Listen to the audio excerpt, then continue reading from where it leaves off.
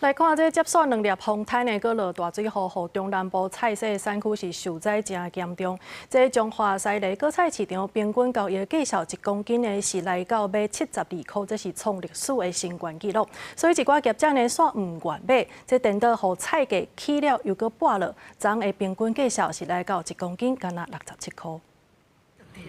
受到丹那市风台甲7月28大水雨严重损断中南部菜市山区，不将真侪菜园搁咧整理，低俗菜量少，价小称。13西里果菜市場平均交易價1公斤就要72塊，創歷史新高。不過風台了後，因為經銷商買意願增加，整體菜價是落價。客吼伊嘛買無啥會落，即馬就是愛介紹，互了較穩定咧，介紹較穩定咧，愛互因接受度，有法度買。哦。 不 K 的热了啊，所以市场机制啊，市场机制啊，也是加上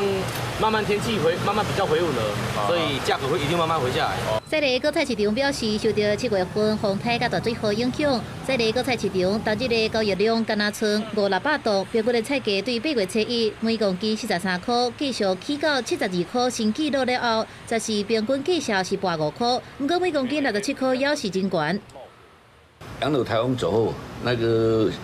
你们对本地产区没有什么影响价格就自然回怼。启动了我们的蔬菜优惠措施，来便利我们消费者选购。那这个部分，我们辅导农民团体结合了全台的全联、大全联、爱买等连锁生鲜超市卖场。